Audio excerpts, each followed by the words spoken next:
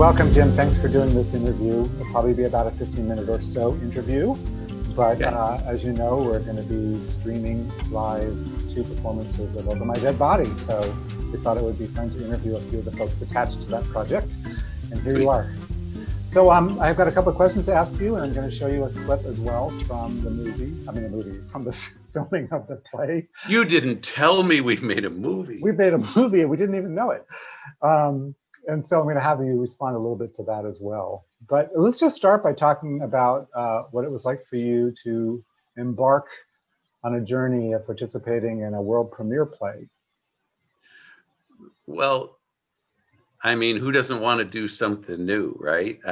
I was very excited to be asked, although I guess, in all honesty, I'd have to say I've been excited to be asked to do almost anything. But in this particular case, this thing had 3 things going for it that I really appreciated. And the first was the writing. I mean, if the story's not good or fun or funny or meaningful or evocative, why bother? Mm-hmm. And you know, I love Suzanne's writing. She's reliably funny, and this was no disappointment. I always want to work for someone as a director that I want to work for, and this was the first time I'd ever been directed by Gabe. But I'd done a bunch of improv work with Gabe, and I knew how incredibly creative and funny he is, and also have shared the stage with him in other productions. So I was excited to work for Gabe. And then I was really jazzed about the cast. I mean, the cast, we had members from 21 to 75 years old. And some people, I think at least one person might have been in their first show, or at least one of their first couple of shows. And then we had some vets like you and Sandy, you know, done work in Los Angeles and Vegas and New York. And so it was a really fun cast. So it was a trifecta for me. I just knew I wanted to do it from the get-go. Yeah. And Suzanne definitely is a great writer, and she knows how to write comedy. She does. And the other thing that I noticed during the staged reading, and I didn't know this going in, was that she was very amenable to input from the actors and the actors through the director. Right. And, you know, there were some things that got tweaked a little bit because they didn't translate maybe from the page to the stage the way she might have thought they did. And she was, at least from my perspective, was very generous in allowing us to make suggestions.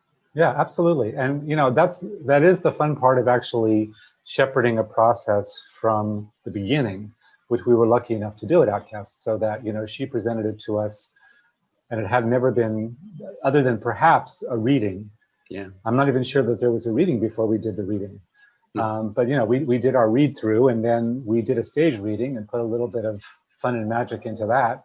And then she went and tweaked it and did what she wanted to do, based a lot on the kind of feedback she got from actors, director of the stage reading, and the audience, frankly, right, in terms of their feedback.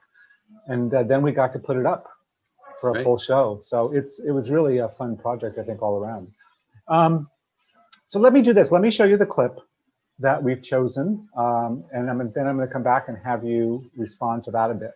Okay. All right. Oh, of course we do. You know, we all have a dream. I mean, if you don't have a dream, Malcolm had a dream. He wanted to reach for something, climb for something bigger than himself. And he worked at it day after day.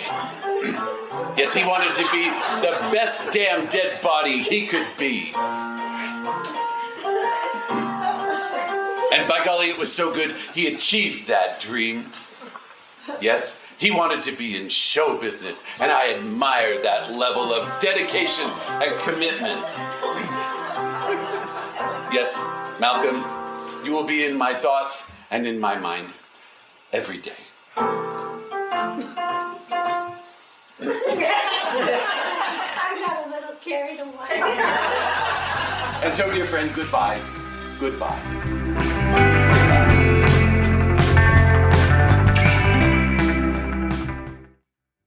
All right. There you are. Yes. Trying to react to a little craziness going on behind you there.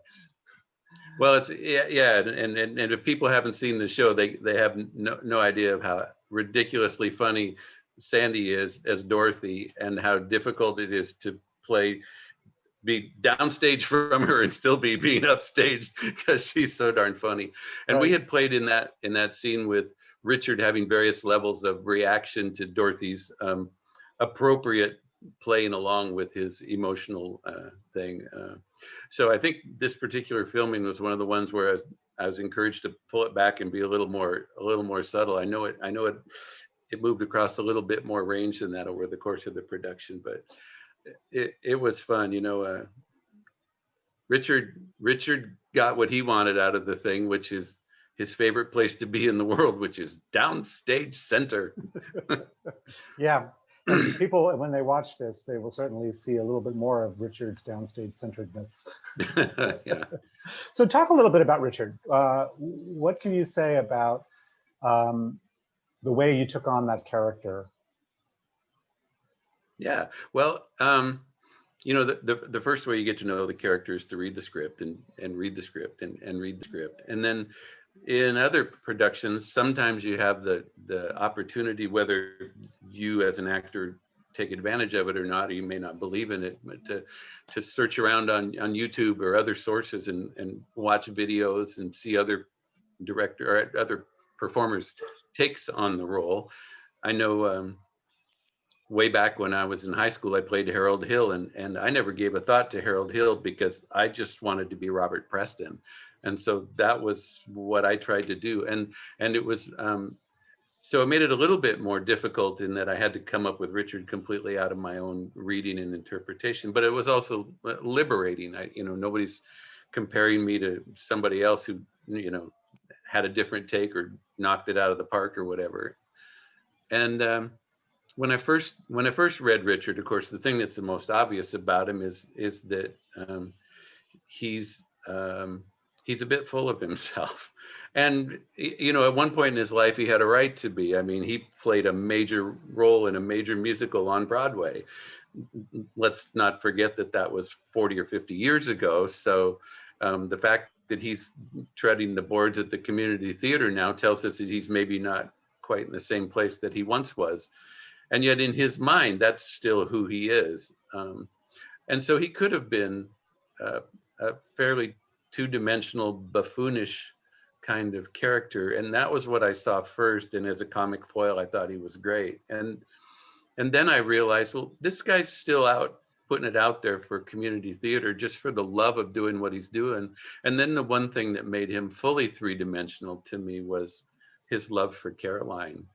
I mean, they've been together forever, and he's still just head over heels for this woman. And that made it even easier to relate to him because I was playing opposite my partner, Christina. So it was a really nice the way that all came together. Yeah. And, it's funny you talk about that because a lot of people, I think, out there in the audience don't understand that comedy is not an easy thing to do.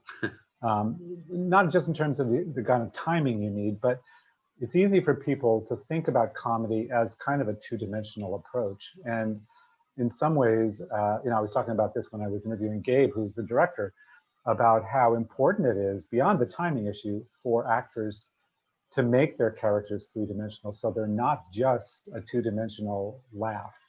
Sure. That they're fully fledged human beings who happen to be in funny situations. Well, and in some of the very best writing, comedy is almost always balanced by some sort of pathos. We have some empathy for this character's struggle, whether they don't see it or whether they do. It's there to play the harmony and the comedy off of. Right, absolutely. And I guess the last thing I would say is just wondering if there is anything else particular that comes to mind in terms of your experience doing the show that you would want to share, or in hindsight, now that it's been done, any takeaways that you have? Every show is this artificial family that gets thrown together, and they go through this experience, and sometimes there are moments of trauma, and sometimes there's moments of elation, and this show fortunately was low on trauma and high on elation.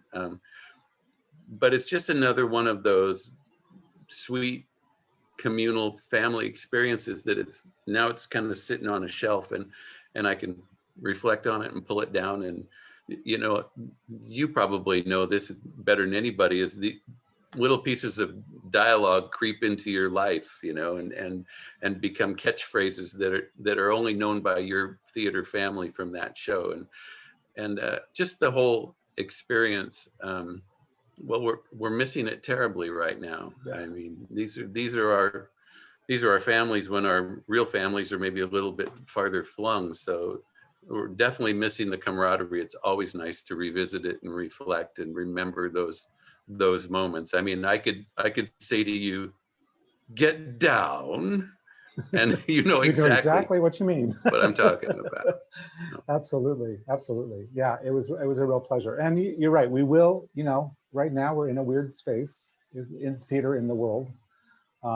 Certainly here, like everybody else, we can't wait to get back into the theater and back onto the stage and get those lights up again.